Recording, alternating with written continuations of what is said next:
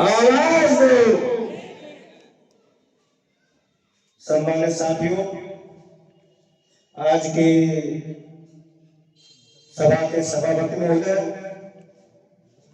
हमारे राष्ट्रीय अध्यक्ष महोदय एवं परम सम्मानित अर्चना रावल जी, सम्मानित मंच और मेरे शहर फिरोजाबाद के परम सम्मानित जनता माताएं बहनें, साथियों, आज हमें अपने आत्ममंथन करने की जरूरत है। हमें इस नरक को छोड़कर कैसे आगे बढ़ना है, आज उसकी जरूरत है। जैसे यहाँ एक बात रखी हुई हमारे राष्ट्रीय अध्यक्ष महोदय ने, अहलिया बहलिया। आप सब जानते हैं अहलिया बहलिया एक ही है, एक ही समाज के लोग हैं। यहाँ पर चर्चा भी हुई थी संत नगर में कि भैया अहलिया दिखाया बोर्ड पर, हमारा बहुत नुकसान हो जाएगा, हित हो जाएगा। भाई हम दोनों को एक ही मंच पर लाने का प्रयास कर रही है हमारी कमेटी। आपके फिरोजाबाद के एक बार करते थे भूरी सिंह पहलवान जी, शामिल नहीं है।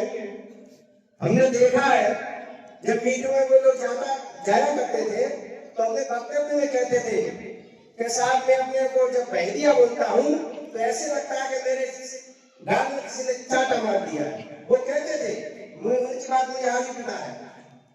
हमारी कमेटी का यही विचार है कि आपको जो बहलिया कहे जाते हैं उनको सम्मान मिले और पश्चिम में जो अहलिया कहे जाते हैं उनको अधिकार मिले। वो लोग अधिकार से वंचित है, ये लोग सम्मान से वंचित है।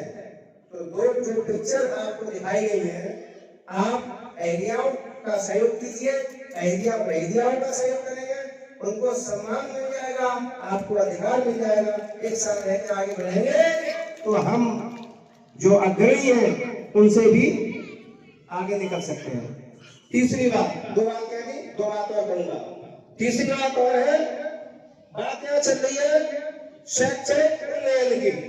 कोई मेरी शिक्षा क्षेत्र से जुड़ा हुआ है, इनकी बारीकियों को जानता हूँ। लोग कहते हैं अपने बच्चों को पढ़ाइए, डीएम बनाइए, प्रोफेसर बनाइए, लेकिन इससे पहले शिक्षा देने से पहले भी आपको एक काम करना पड़ेगा, वो बहुत जरूरी है। यदि वो काम आप नहीं करेंगे, मैं चैलेंज देता हूँ, आप अपने संतान को शिक्षक बना नहीं सकते किसी भी कीमत पे। वो क्या है? वो ये है शिक्षा का माहौल तैयार करना, शिक्षा के लिए प्लेटफॉर्म तैयार करना। जब तक ये आप नहीं करेंगे, आपके बच्चे शिक्षक नहीं हो सकते।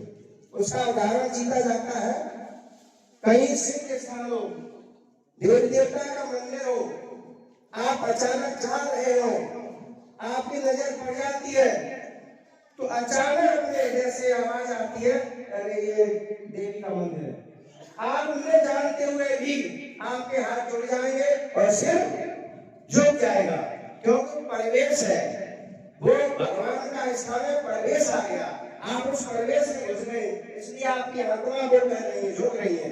इसी प्रकार शिक्षा का परिवेश तैयार करना पड़ेगा। इसके लिए क्या करना पड़ेगा? आपको अपने घर का माहौल, परिवेश शांतिपूर्ण खुशहाल बनाना पड़ेगा। और उसके लिए क्या करना पड़ेगा? आपको अपने घर की सफाई करनी पड़ेगी। सफाई करना झाड़ू नहीं, झाड़ू नहीं, आपकी आदतें, बीड़ी, दारू, गुटखा, अन्य जितनी भी है उनको सबको आपको उनको दफनाना पड़ेगा। जब तक ये नाकाम आप नहीं करेंगे, आप शिक्षक नहीं हो सकते, नहीं हो सकते, नहीं हो सकते। ये मेरा चैलेंज है। क्यों? क्योंकि आपका बच्चा पढ़ रहा होगा, इधर मम्मी पापा पढ़ रहे होंगे, तो शिक्षा कहां से होगा? कैसे याद करेगा? नहीं हो सकता। एक उदाहरण देता हूं मैं, आप ये कहेंगे कि नहीं हो सकता, हम इसको नहीं सुधार सकते, इसको छुड़ा नहीं सकते, ये सोच गलत है। आपने धारणा गलत बना रखी है। इंसान में वो शक्ति है, इंसानियत चाहे कि मैं 1 महीना खाना नहीं खाऊंगा और नहीं खाऊंगा तो मरेगा नहीं, बिना खाए बिना जी सकता है। फिर उसकी इच्छा शक्ति हो, आत्म शक्ति हो, वो दृढ़ निश्चय कर ले तो सब कर सकता है। एक दिन मैं अपने स्कूल से जा रहा था छुट्टी करके, तो स्कूल के गेट पर एक बंदा मिल गया, कारीगर था शायद, वो टीवी रेफ्रिजरेटर का। तो मैं वहां जाना था। उसने कहा सर सड़क पर मुझे थोड़ा बाइक पर बिठा दो। भैया आओ, मैं तो कोई भी बिठाई देता हूँ। जैसी सड़क पर आया, वहां से 500 मीटर सड़क थी। उसने कहा सर आप किधर? मैं तो अब आगे जाऊंगा। मैं उसको कहा कि सड़क आगे निकल जाओ। उसने कहा सर आप आ रहे? मैं आगे आ रहा हूँ। तो सर मुझे प्लीज अब आगे बैठे सर, फिर दोबारा बिठा दिया। स्वामी का चला खा गए। अब मैं पीछे से काम में कह रहा हूँ उसे कि सर उस पर जहाँ बस स्टैंड है वहां रोक देना। तो मैं ठीक करूंगा, कहीं से गुटखा दूंगा बढ़िया सा, तो आपको खिलाऊंगा। मैंने तुरंत ब्रेक मारे। उन्हें कहा मुझे सर सर क्या हुआ क्या हुआ? मैं तो गलत बाइक पर सवार हो गया। तुम्हें जो मैं गुटखा छुड़वाता हूँ और तुम मुझे गुटखा खिलाने की बात कर रहा है, मैंने पीछे नहीं ले जाऊंगा। आप मेरे पैर पकड़ लिया। उसने कैसा गलती हो गई सर, काम पकड़ के बैठेगा, गलती हो गई और मुझे बिठा दो। मैंने तेरे सर पे बिठाऊंगा। क्या क्या से कसम खाया? क्या से बाद तू गुरु बीड़ी गुटखा दारू नहीं पिएगा तो बिठाऊंगा, अन्यथा किसी से आप। मेरी बात का इतना उसे प्रभाव पड़ा।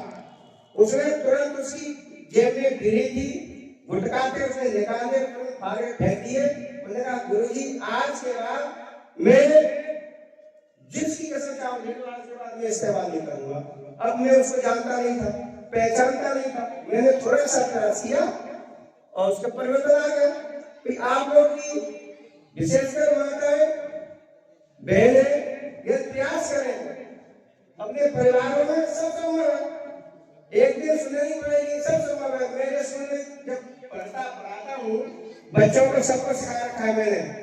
यदि बाहर का कोई बंदा है और उसके मुंह में गुटखा हो तो तुरंत पानी लेके जाओ, पानी पिलाओ उसको। तो वो गुटखा थूकेगा, पानी पिएगा। और जब तक थूके नहीं तब तक मानना नहीं, पानी पिलाएंगे।